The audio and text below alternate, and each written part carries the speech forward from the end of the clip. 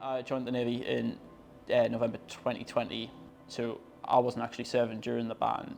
I had no knowledge that the ban had even existed. It was a surreal moment when I joined and you heard the stories of what was going on. I joined in 2016. I still didn't really have much of a concept of what the ban was at that point. By the time the ban was lifted, I was like 4 or 5 years old, so it was never really something that I had to worry about or think about that much. I joined 13 years before the ban was lifted. I think when I first joined up, I didn't realise there was a ban. I did get asked a question in my joining interview asking if I was homosexual, but I think everybody got asked that. I actually joined the Royal Naval Reserve first, and I fell in love with the Navy. I knew that sexual conduct of a homosexual nature was not allowed, and I thought that the ban was just about one's conduct.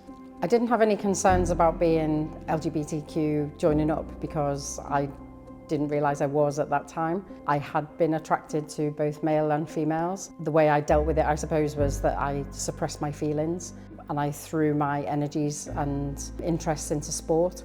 I suppose the first impactful thing that I saw were people being dismissed from service because they were gay.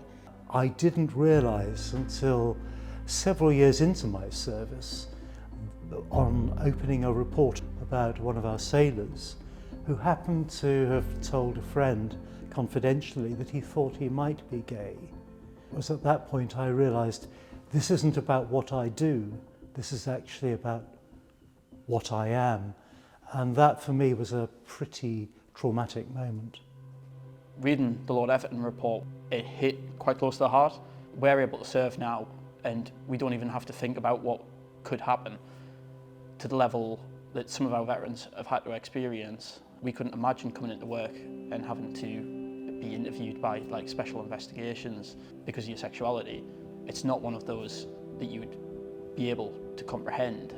With the removal of individuals, you've broken somebody and put them into civil society and said, now go clean that up. So it impacted the local community because now they had somebody who had lost their career, lost their pension, lost their identity in some aspects, and were just left to pick up the pieces. When I was suspended after my police investigation, I worked with Rank Outsiders, having worked in personnel and as a staff officer.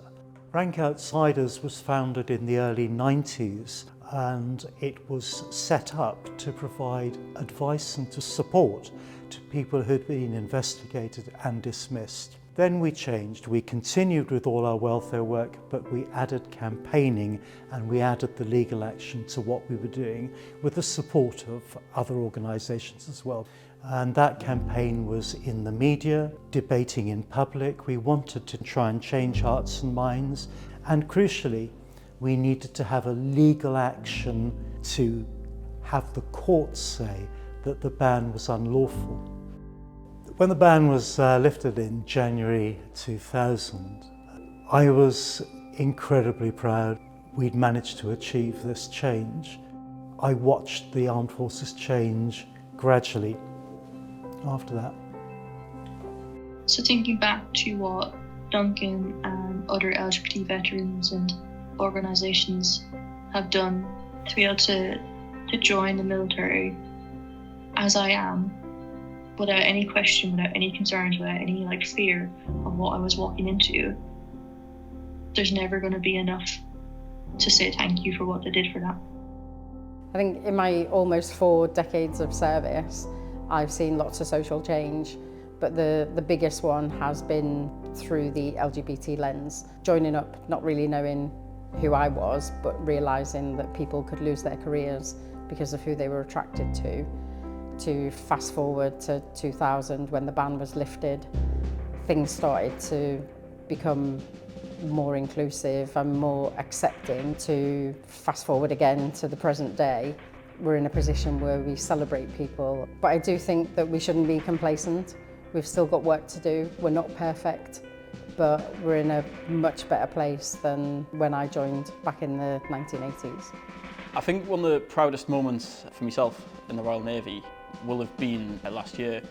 We were able to march alongside our veterans at London Pride, symbolising the movement that has come from veterans working so hard to make change for the wrongdoings that they faced prior to 2000. Proudest moment is when I proposed to my now wife on the stage at Liverpool Pride in full #1 uniform. Something that I thought I would never ever do. The theme that year for Liverpool Pride was coming out of the shadows, and it just seemed a really poignant moment for me to take that as a prompt for me to come out of the shadows, to stand up on that stage in uniform for a career that I've loved and propose to her.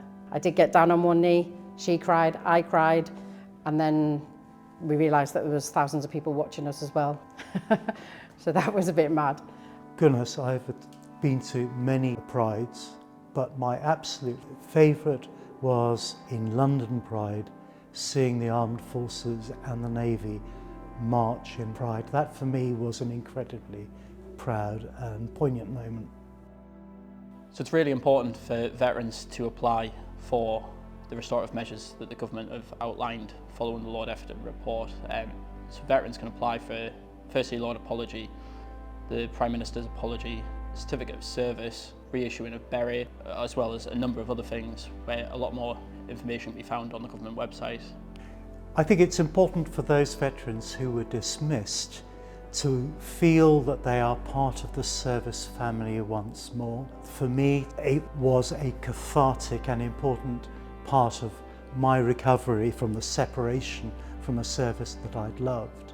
It will be really wonderful to meet up with young men and women who are serving today, to see the difference and to be able to be welcome as part of the service family once more.